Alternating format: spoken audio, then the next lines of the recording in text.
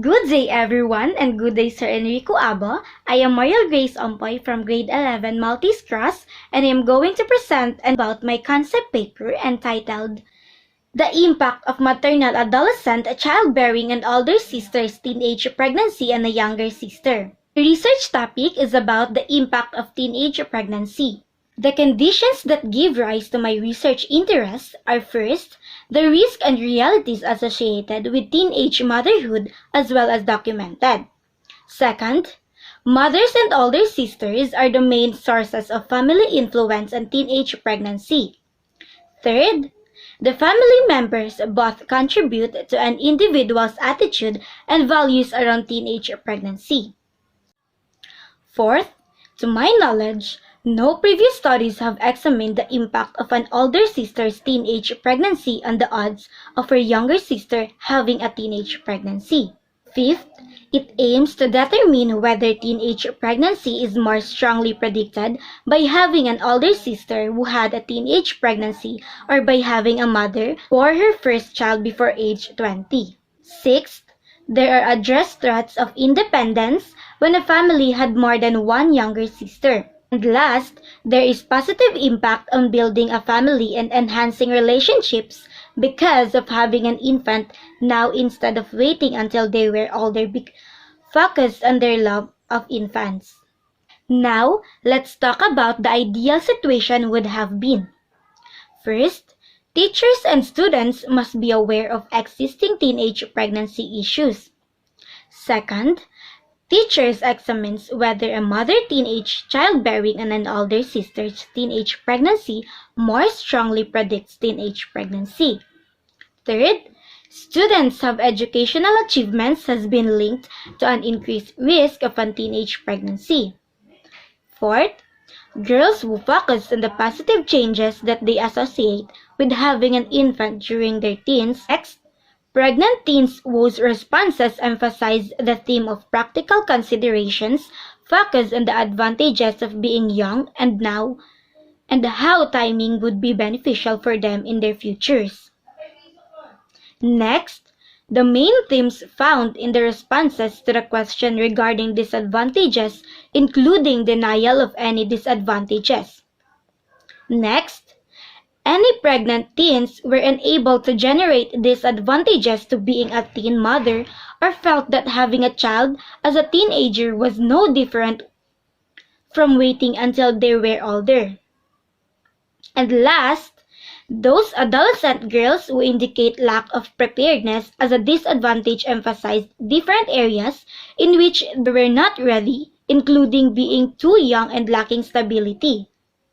So my research topic has a possible disparity between 2 and 3.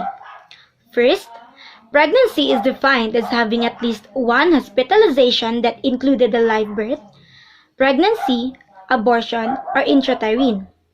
According to the World Health Organization, the average global birth rate among 15 to 19 years old 49 per 1,000 girls, whereas country rates range from 1 to 299 births per 1,000 girls.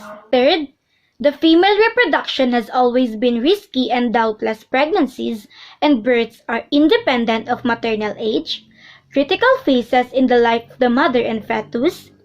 Teenage pregnancies were seen as a special problem because of the young maternal age for a long time. So the following interventions has been done to solve the problem and the outcomes were Administrative Order number 34A.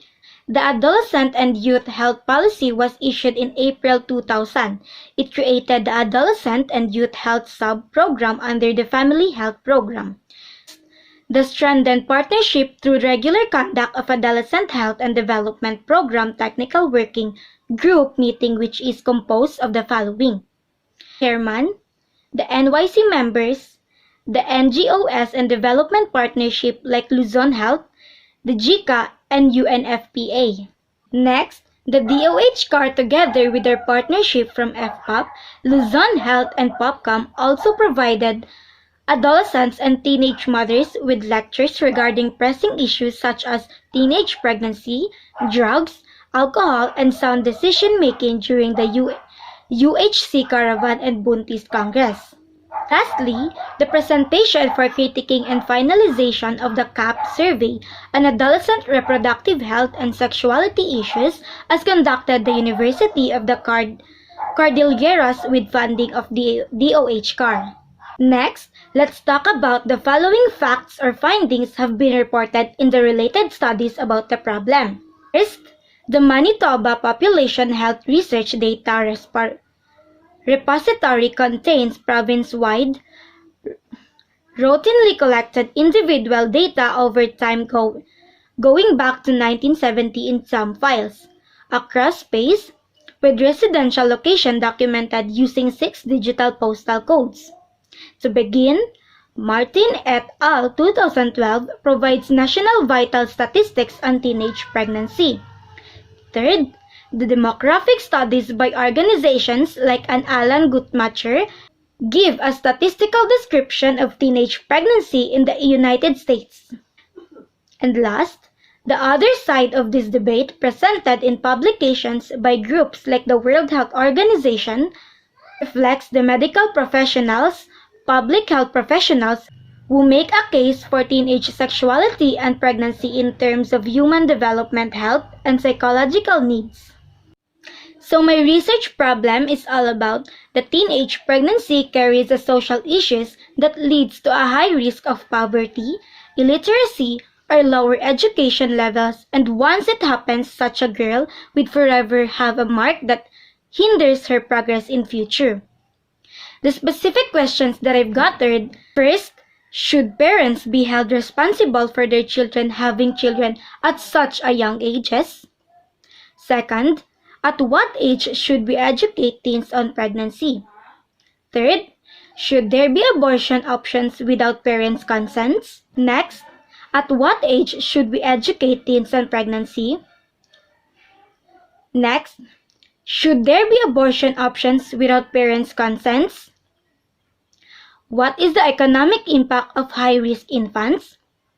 What are the most effective ways to reduce teenage pregnancy? Does welfare reform provide special benefits for teenage mothers?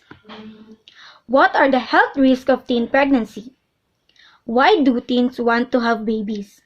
So that's the 10 questions that I've gathered all about my research problem. Next, my research design is all about a phenomenological analysis of the impact of teenage pregnancy. My data gathering procedure is the participants engage in a demographic questionnaire and semi-structured interviews. Last but not the least, data analysis. A phenomenological model outlined by words that synthesizes Georgie's 1985 description is used for data analysis of this study. From this model, for analyzing phenomenological data, 3 core steps became the overarching process for the study's data analysis. The last part of my concept paper are written about the references. That's all about my research topic discussion entitled Teenage Pregnancy, the Impact of Maternal Adolescent Childbearing and Older Sister's Teenage Pregnancy on a Younger Sister. I hope you get more knowledge about my given topic. Thank you for watching and have a nice day.